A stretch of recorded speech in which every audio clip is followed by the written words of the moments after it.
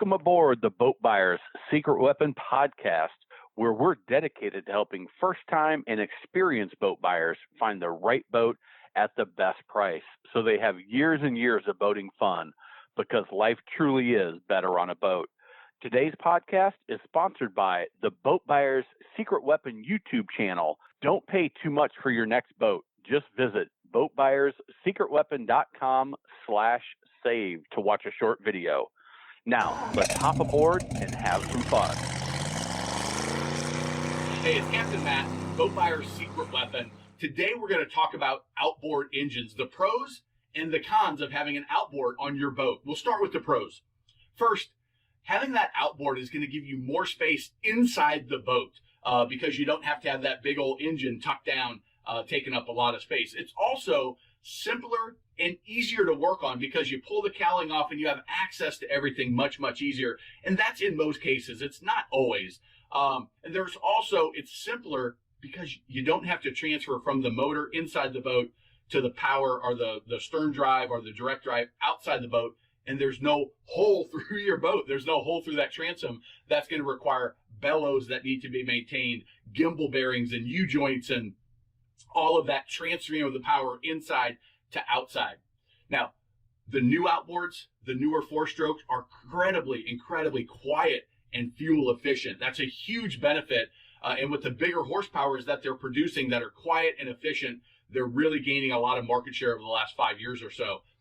Outboards, they're easy to extend the season. The winterization process is really simple. You've got to tilt them down and let all that water drain out, and that's going to take care of the freezing issue as long as you keep that water out of the hub. We've got several videos on winterization, but outboards are very simple. There's other things associated with putting your boat away for a long period of time, but winterization is just making sure that your engine doesn't freeze, and an outboard is very simple in that respect. Now, on an outboard, if you store the boat in the water, it's also very easy to tilt that outboard all the way up out of the water. All the way, even the skeg in most cases can get all the way out of the water. And it's simpler and some might say less maintenance because you don't have the bellows, you don't have the gimbal bearing, you don't have the transfer of everything from the motor to the outside and then everything in the lower unit. It's kind of all one in the unit, and it's less complex. Now, the cons. The cons are, for the big one, it takes up a big portion of that swim platform, a third. If you have a single engine, it's going to take up about a third and break it up right in the middle so you don't have that easy access to the water. For some, it may not look great. Depending on what your boating history has been, you may say, oh, that outboard is ugly looking there. Some people may say, man, that big old outboard looks amazing on that boat. And for some, that can be a pro. Just depends on where you're coming from. The older two-strokes, if you're looking at a two-stroke, and I'm not talking about the Evinrude G2, I've got my opinions on that. You can watch some of my videos there. But the older two-strokes, they're louder and they're less fuel efficient. So it's a con in the fact that, but they're simpler to work on, even more simpler than the four-strokes. And another con, this is a minor one, but they can be more easily stolen off the transom of your boat. This is mostly for the smaller outboards, but there are even some rings, especially in South Florida, where they're hooking up and they've got cranes and they're legit crews that are yanking motors off. They're cutting all the cabling and they're yanking them off the bigger boats as well. So that's the pros and cons of outboard. If you're looking at buying a newer used boat, you definitely want to check out my Boat Buyers Toolkit. It's totally free, boatbuyerstoolkit.com. It's packed with pages and pages, 25 pages of checklists, questions to ask, walking you through the whole buying process. You'll be glad you have it. There's some companion videos. Go check that out, boatbuyerstoolkit.com. Thanks a lot. Give this video a thumbs up if you enjoyed it. And remember, life truly is better on a boat. Let's pull up the anchor and run this podcast back to the dock. We'll be back again with another helpful and fun episode next time. If you'd like to be a guest on the podcast, visit boatbuyerssecretweapon.com/guest. And I'll help offer insights into your boat research and shopping experience. Also, we'd appreciate it if you took just 2 minutes to rate and review this podcast on Apple, Spotify, or wherever you get your podcast. It helps others find us so we can help more boaters.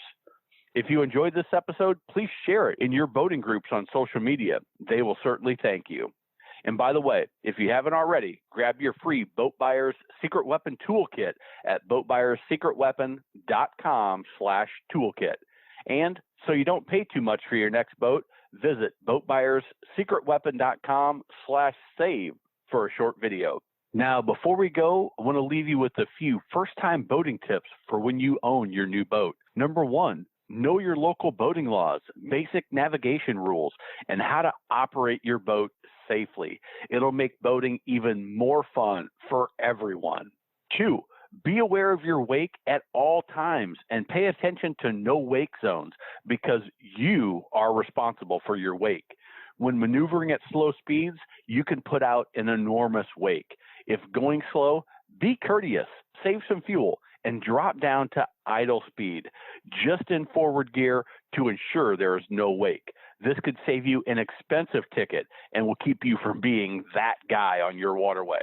Number three, boats do not have headlights. They have docking lights, specifically made for seeing in tight quarters and docking. Do not turn your docking lights on while cruising down the water. It can blind other boaters and is very dangerous and, again, could save you an expensive ticket. Number four, follow the maintenance schedule for your boat. Change the oil, impeller, gear lube, winterize if you need to winterize in your area. Inspect your trailer tires, bearings, and grease the hubs if you're a trailer boater to ensure you don't experience expensive and unnecessary repairs that will impact your boating time. Number five, always double check your plug is in, your battery is charged, and the fuel is full before heading out for a day on the water. It could just save your boating day. And if you're a trailer boater, I've got a few extra tips. Number one, at the boat ramp, prepare your boat, your gear, and your guests in the staging area. Then, when you're ready, back down the ramp, unload the boat, head to the parking lot, and right back down to your boat to be fast and courteous to your fellow boaters and don't tie up that ramp unnecessarily. Next, use transom tie-down straps when trailing your boat. Very bad things can happen if you don't, and they do happen. Three, check everything in the boat is secure before heading down the road. Seat cushions, gear, keys, towels, even tubes and lily pads can get blown out when pulling your boat down the highway or interstate. And most important, have fun. Enjoy your boat and get on the water as much as possible because life truly is better on a boat. Until next time, this is your friend in boating, Captain Matt.